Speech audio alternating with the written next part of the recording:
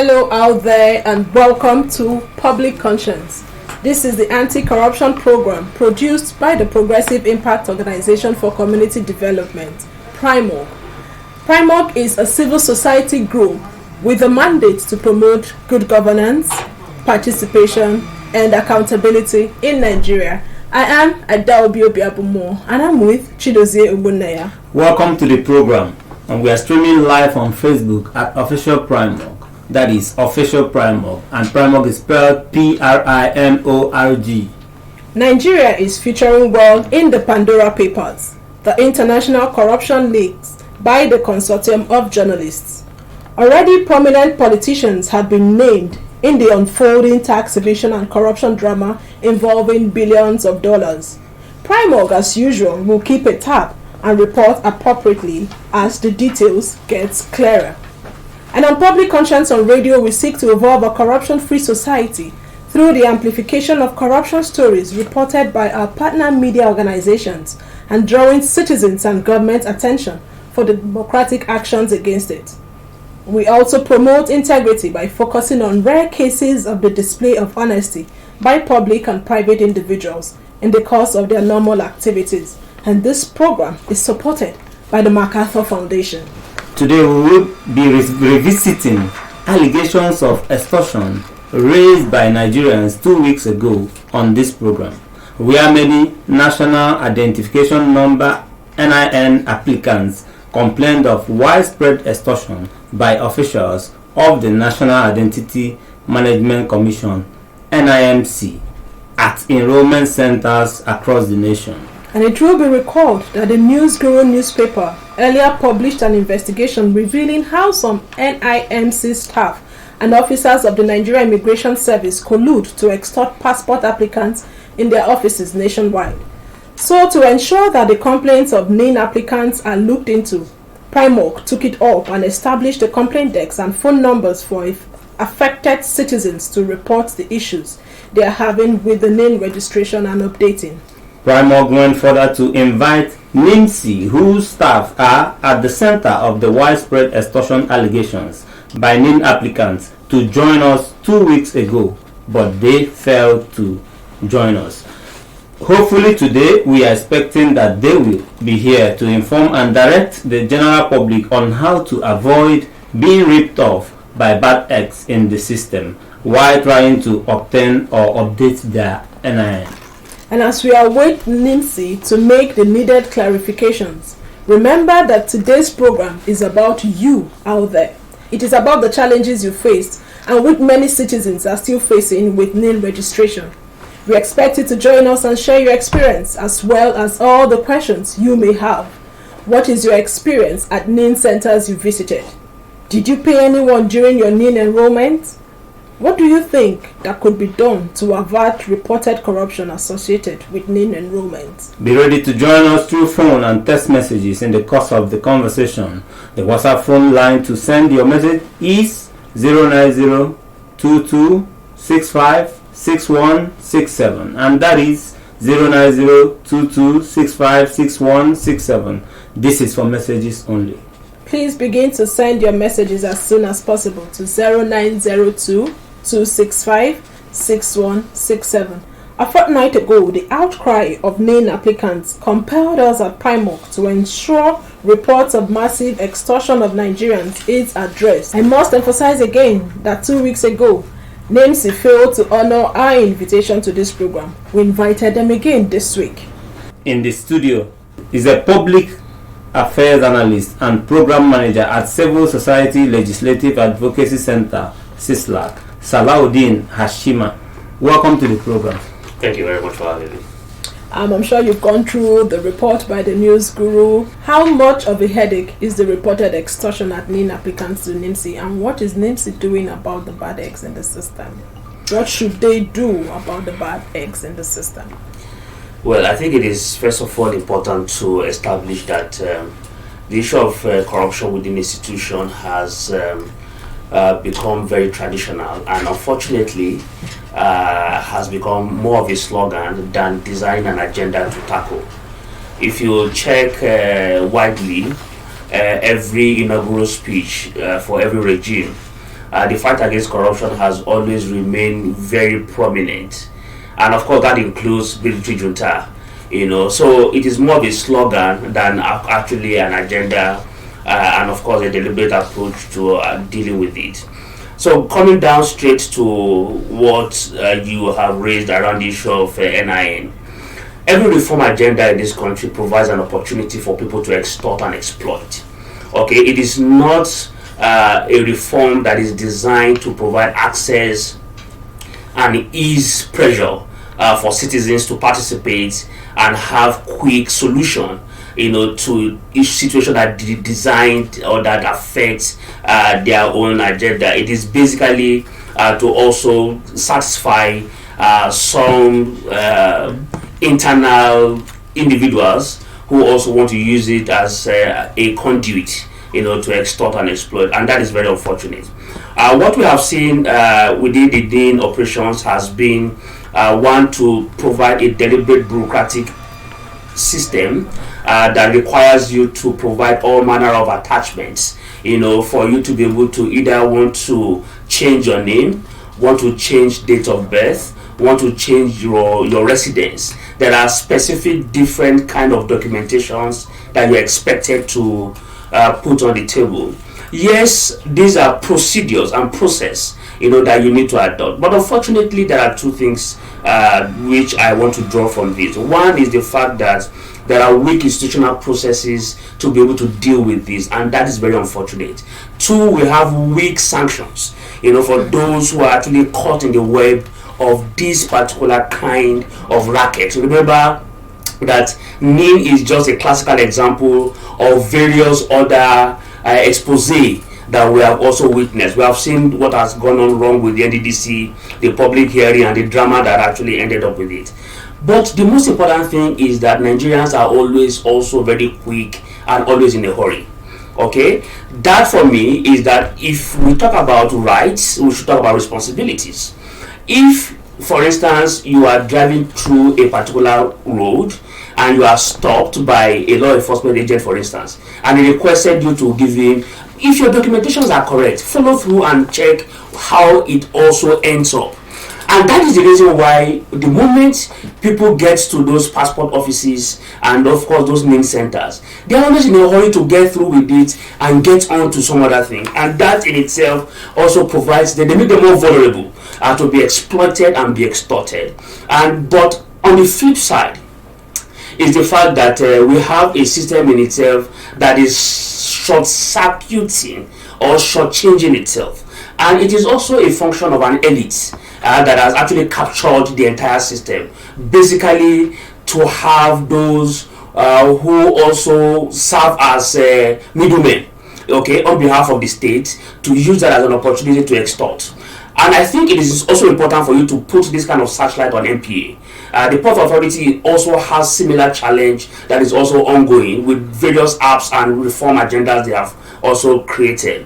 And if you check it all, you will realize that it is basically to satisfy specific individuals. And they have also at some point provided private sector face. So you will realize that one of the key gaps that I have also come to realize is that there are also private sector, institutes who also find some level of collusion with public sector investors to begin to extort generality of the people. And I find this very unfortunate. So basically what is going on in NIN is unfortunate, is a reflection of the weakness of the state and the need for us to begin to conscientize our own elites and the leadership to ask specific questions as to what exactly do we want to achieve. Because what I have come to realize is that even our elites do not have the consciousness as to what exactly they intend to achieve. And that is why everything becomes a free-for-all kind of approach. So it is important for us to have a clear mandate as to the kind of fight of corruption we want to have. Corruption and the fight against it should not be a slogan. There should be a designed program towards preventing, towards containing, towards ensuring that it does not, affect the procedures and processes that every citizen encounter in their day-to-day activities. Okay, thank you for that. According to the News Guru report, it does say that those who went to Nigeria Immigration Service to apply for passport. They were asked for their NIN, but they couldn't validate that. So they were asked to go back to NIN Center at the NIS headquarters. On getting there, to get their NIN, they were told that it had not dropped. Whatever that means is left for them. And for it to drop, they were asked to pay some certain amount of money.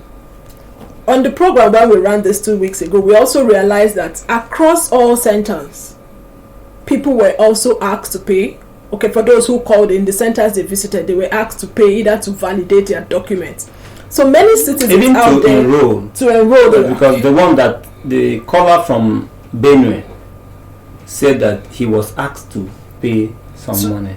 Okay, so many Nigerians out there are made to give money to officials in order to register or to validate their national identity card registration. So how should citizens resist the officials and refuse to pay bribes to some of these officials that demand for the money? All right, two things here. First of all is the fact that there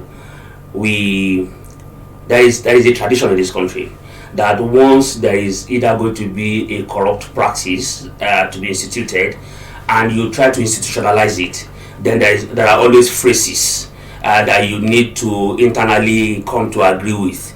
You recall that at some point when we started with the issue of dichotomy, people were asking what it means. So you need first of all to confuse people. Then we ran into the issue of onshore and offshore, and now the present one is the issue of restructuring, and the people have turned it to slogan. And now I think institutionally people also adopt that kind of body language, and now they say that it has not dropped. So that is also the kind of so for you to be able to get citizens confused in a reform programming, it is to first of all to deny them the opportunity for knowledge. Okay, and I think that is where the fundamental gap does exist. Once there's a reform program going on, what is the level of orientation that goes into it to be able to educate people? And that is one. The second thing for me is that once the NIN idea was actually initiated, initially it was basically meant to be able to strengthen the issue of security.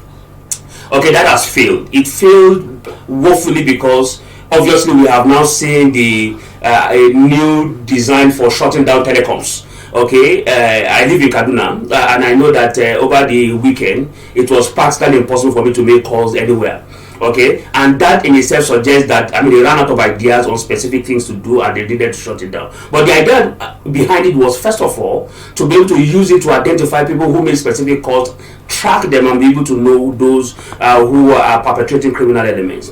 But that failed. The second thing for me is that if you have such kind of reform, it is expected that an environment with such kind of agenda would use it to first of all help citizens to ease administrations and operations and provide them access. Okay, if you have a country that offers social security, for instance, a NIN becomes a very good access to be able to help you to But what we see is yes, they are trying to provide a one-stop shop approach to data gathering, data storage, and management. I have no problem with that. But the moment you now begin to deny people and citizens the understanding behind it, one, two, the approach and the methodology for achieving it, and of course, even making them to understand that there are also different layers of understanding and information. So if you don't, it depends on which layer that you belong to.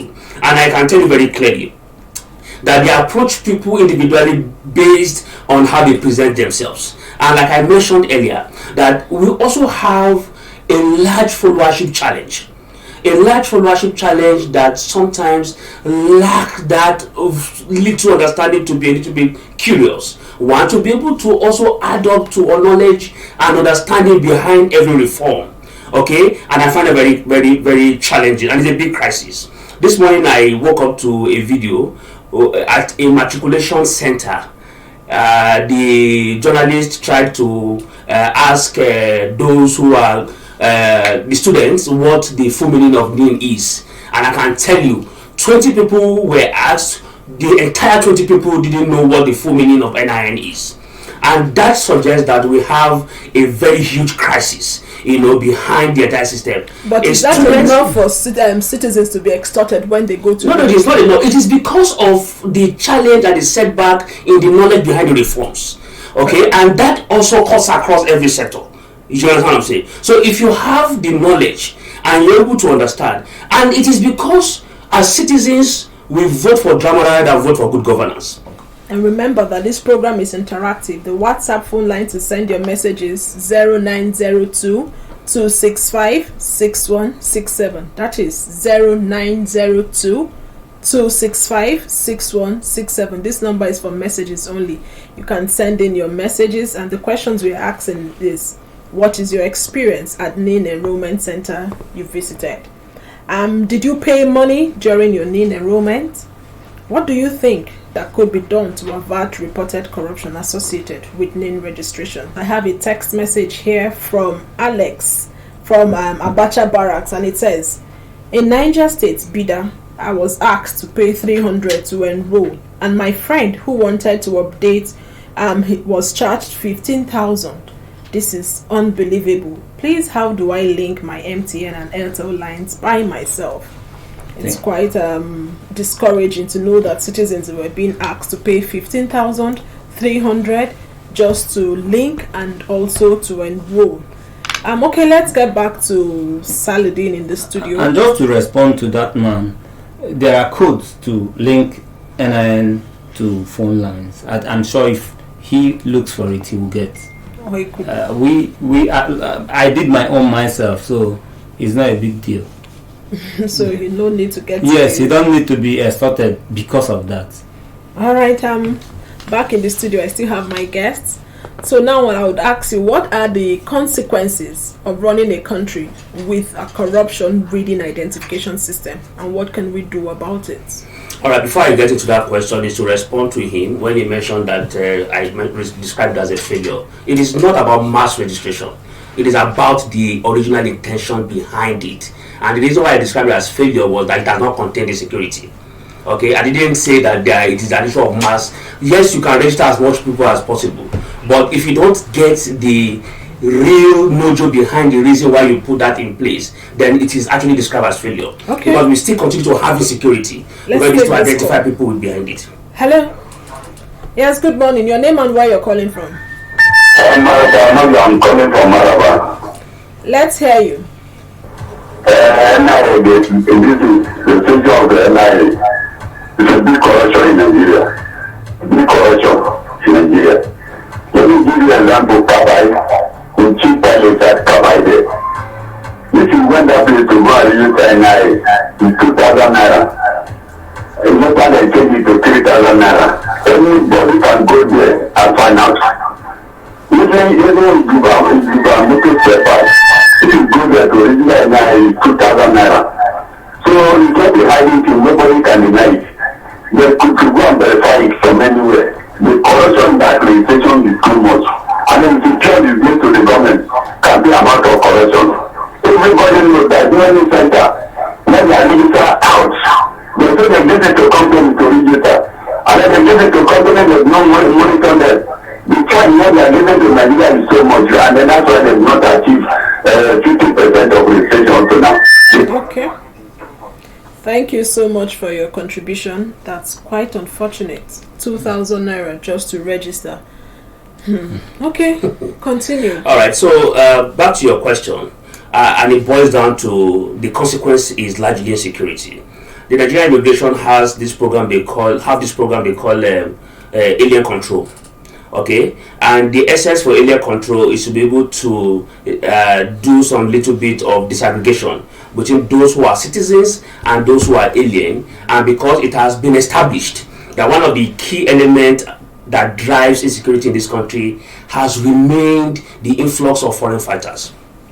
So to be able to control that, and that was the idea behind the need to have national identity, so that at least you can tell those, but unfortunately that is not even the case. And the second aspect that I want to bring up is that if you go to the northeast and some parts in the northwest where states share border towns, you will find out that immigration services have not also made it an enterprise to open a business around those who come in and goes out, and if you are not able to flag in a national identity, you pay a minimum of 1,000 naira. In fact, they ask everybody to come down. They're able to describe, but where they cannot really tell they ask you to bring your ID card. In fact, in Northeast, it is clear. Okay, and that alien control program is basically meant to be linked to the issue of the national identity, because in the Northeast they ask you to bring your national identity, and once you are not able to present it, then you are also able to pay a specific amount, and that means that there are also chains of extortion and exploitation.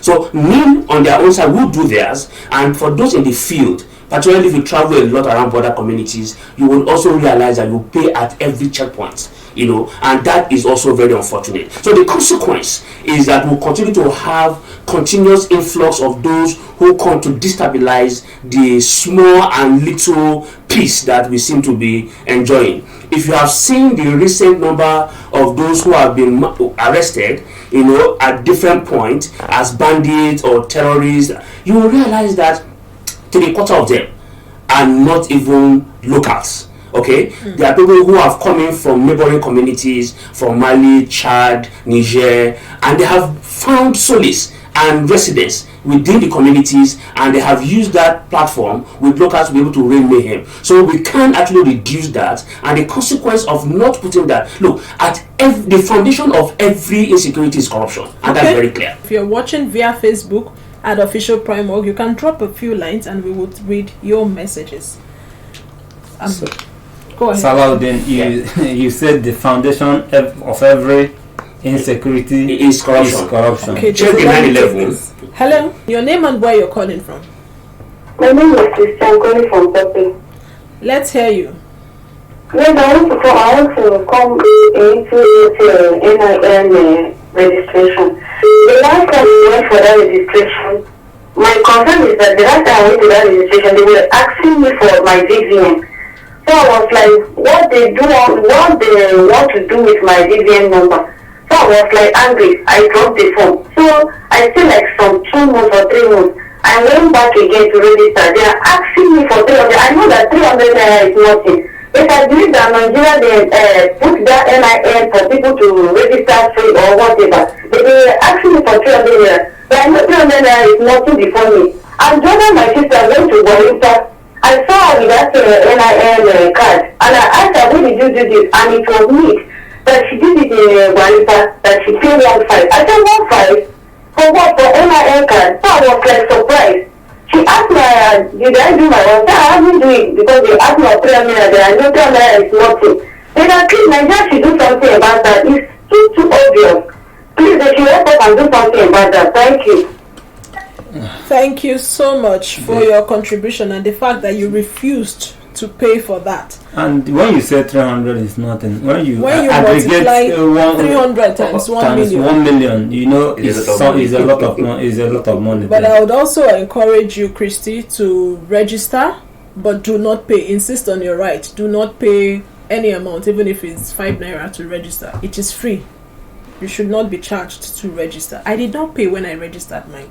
It's unfortunate that citizens will go through this, and we are talking about it, and nothing is going on. And I must also emphasize that we printed this report, we submitted it to the DG of NIN. We also invited them to come on this program to explain to Nigerians, because the outcry is too much. You will not tell me that you have not heard. If you have not heard, we submitted the report, we printed it and submitted it to you, at least for you to read through, and then send a representative to come on the program and clarify things. What are the processes? What should citizens do when they are asked to pay for money? Who should they report to? Let me take this call. Hello. They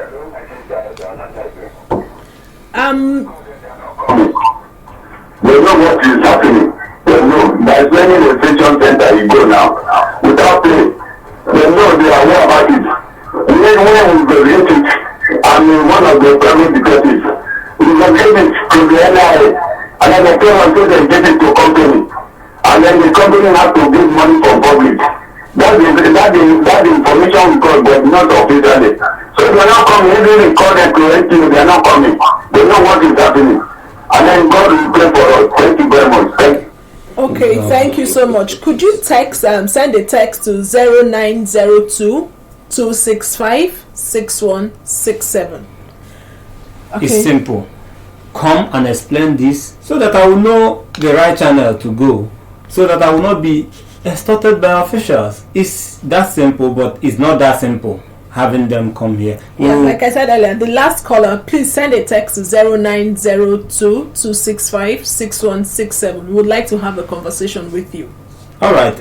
You've heard the lamentation of Nigerians, and it's not new again what we are talking about. How can government's slow approach in going after corrupt officials be changed?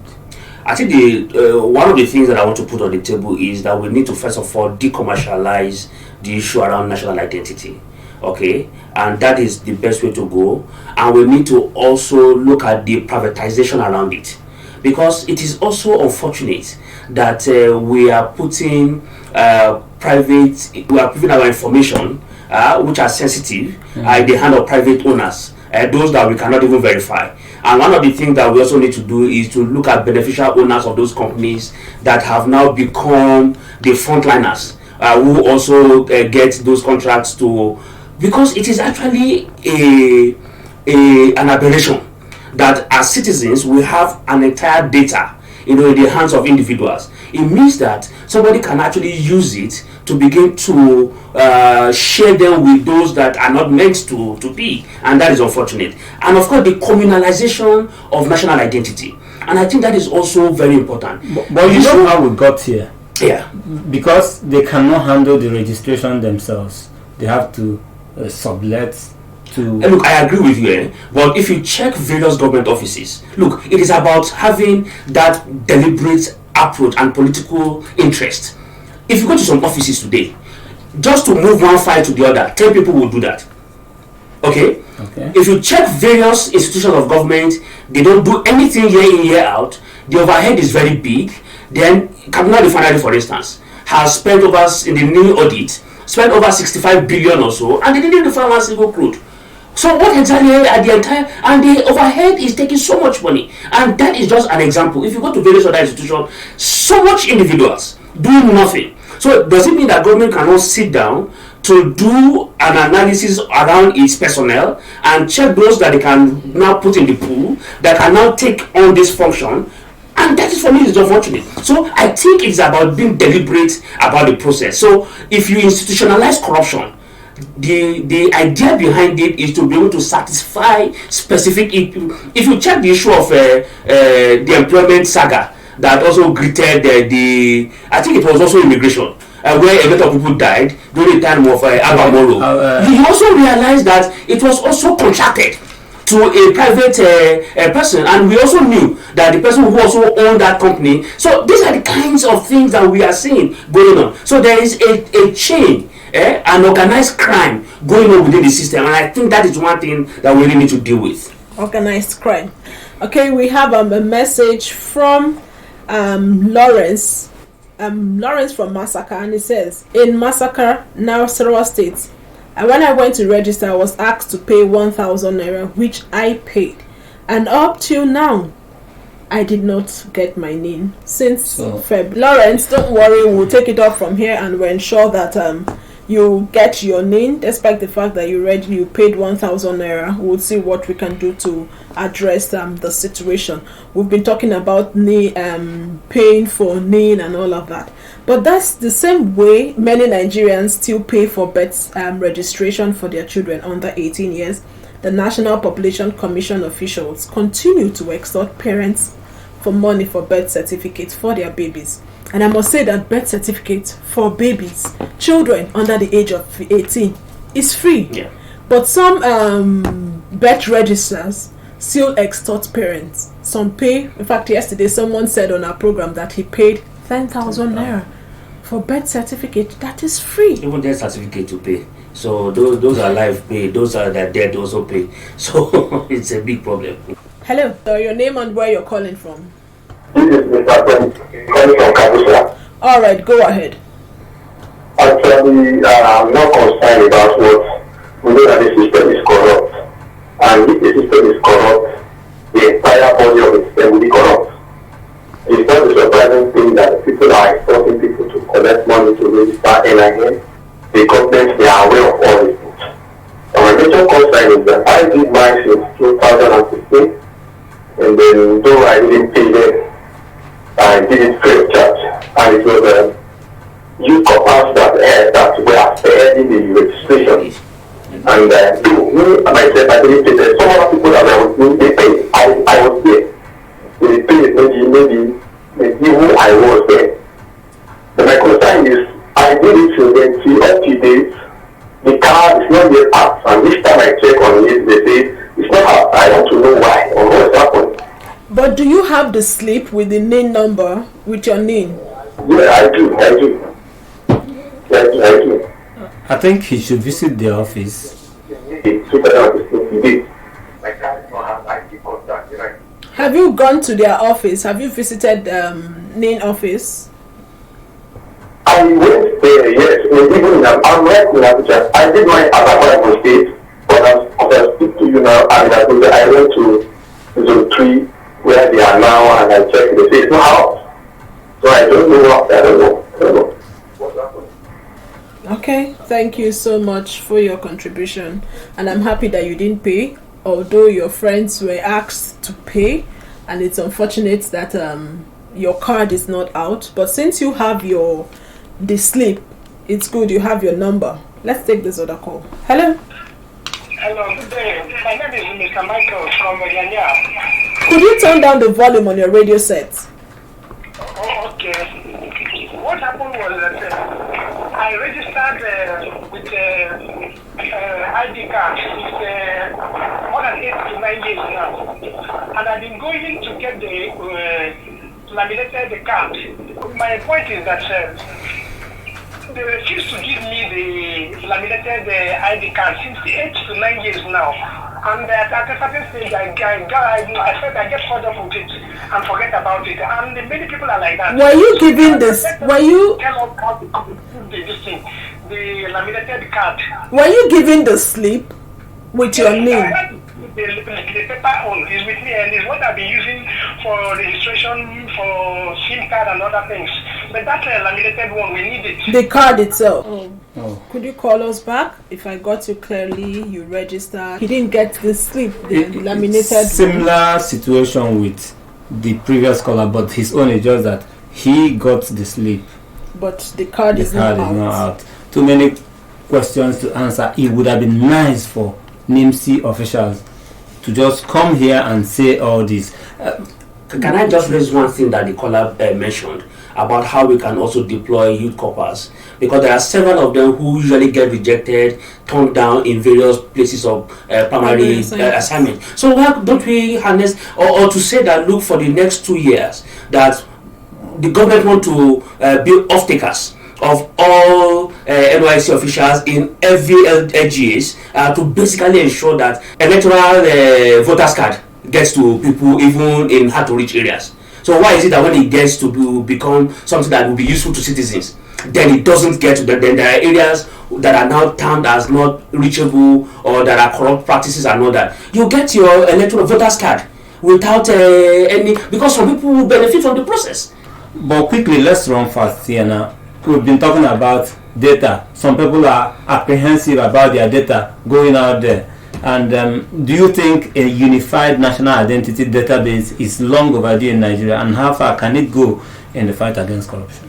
I mean, it's long overdue, to be very honest, and it is very useful. It is very fundamental. But the essence is that you need to be able to look at the collection process. That is exactly what we are looking at now. The collection process and the data gathering process seem to be cumbersome, bureaucratic, corrupt reading, and that is very unfortunate. Then the storage in itself is also something that we need to look at, and the management of the process. So data collection, storage, and management is something that requires a whole of government approach in dealing with it, and a whole of society approach in trying to make sure that it actually helps us to achieve our objective. Hello, your name and where you're calling from?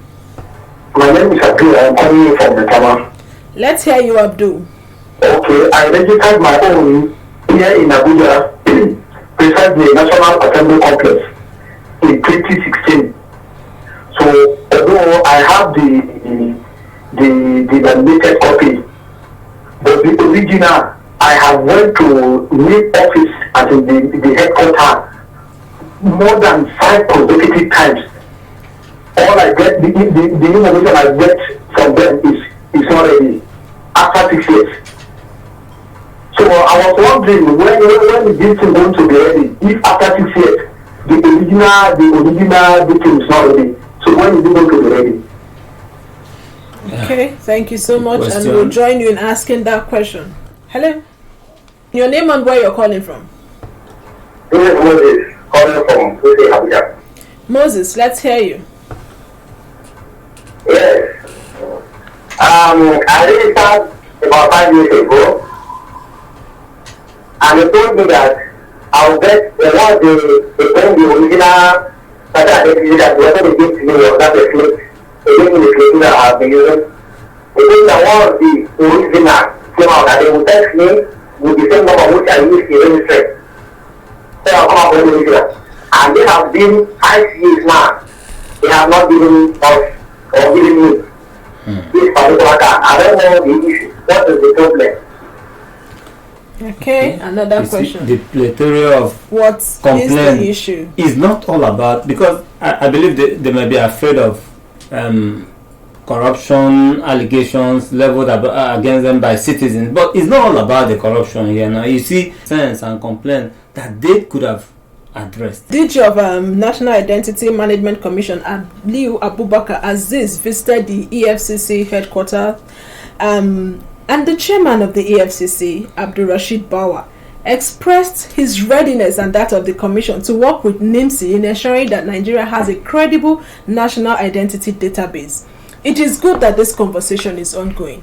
Okay, in ensuring that you have this credible database, the processes, do you extort citizens in ensuring that you have this credible database? And I will emphasize again that we invited NIMC to come on this program for clarifications. I mean, up to now, just to add to what you said, remember that move, that collaboration between the EFCC and the NIMC happened after our program here, where we called on them to do the needful and find a way to address corruption in the system. Just to mention, what will be your charge to those in authority? And when I say those in authority, I mean NIMC DG, the Minister of Communication and Digital Economy, and Mr. President in addressing issues of corruption in NIN enrollment. But you do that after this call. After this call, thank you. Hello? I did my own since 2016, my national identity card, and I didn't get the plastic one. It's only the C. Since that time, I went to the NIN office in Jos like 3 times. They said that the plastic is not ready. I should check back. I keep on checking back. So they now said they will repeat it for me again. Is it possible? Okay, please, what's your name again? I'm Jonathan. Okay. Could you text and send us a text message, please? Okay. With your complaint. Thank you. Hello? Okay, your name and where you're calling from. My name is Mohammed. Let's hear you, Mohammed. Yes, Mohammed. I'm calling from. I registered from customs. I registered for over 2015. Up to now, I went to their office. I complained for them. They said I should wait for their text message until I see the text message before I can come with their text message. Up to now, I have not seen anything. Okay, thank you so much. Our time is almost up. I want to encourage you to send a text message to us 0902 265 6167. 0902 265 6167. As we wrap up, please answer his question. Okay, I think basically wrap up with that. It will build synergy. Government to government relations need to be strengthened, and we need to build a one-stop shop data collection approach. We do data with immigration, we do data on our driver's license, we do data on biometrics or international passport, we do data on biometrics. So there are plethora of data and biometric collection processes which we need to harmonize. So I think the first thing that government should do is to actually do a one-stop shop biometric data collection process that will actually eliminate all the corrupt practices. If we do that, that might just be the holy grail and the best way to go. All right, that's would be optimistic as you are, that let's believe they will do it. I hope so. Are you optimistic? Sure, this is the only country I have to call my country. It's been a robust discussion here, and then too many complaints, but we have to go, Adobe. We really must go. Alright, please visit the news page of our website, primognews.org. That is primognews.org for all the details of our reports and interview. Visit our website, primog.org, to get all the information about Primog. And you can watch our videos on Primog TV, our YouTube channel. Please subscribe to get reminders when we have a new post. We sincerely appreciate our guests and Public Affairs Analyst and Program Manager at Civil Society Legislative Advocacy Center, CISLAC, Saludin Hashima. Thank you for being on the program. Thank you for having me. Public Conscience is supported by the John D. and Catherine T. MacArthur Foundation, committed to building a more just, vibrant, and peaceful world. Get more information about the foundation on its website, macfound.org. Join us again here next week for another episode of Public Conscience, and remember to follow us on Facebook and Instagram at Official Primog. I am Chidozie Ogbonnaya. We will continue to urge NIMC to join us in our subsequent episodes. But in the meantime, if you're having challenges with registering your NIN, or you have been extorted by NIMC officials, or your issues with NIN registration is yet to be resolved, kindly send us a text message of your complaint to 0902-265-6167. You can send a text message or a WhatsApp message. And remember that you can give us information or hint about any corrupt act through our phone 0902-265-6167 or info@primog.org. I will emphasize again that there is need to improve on our identification system, and in doing so, the citizens should not be extorted. I am Adelbi Obiabumo.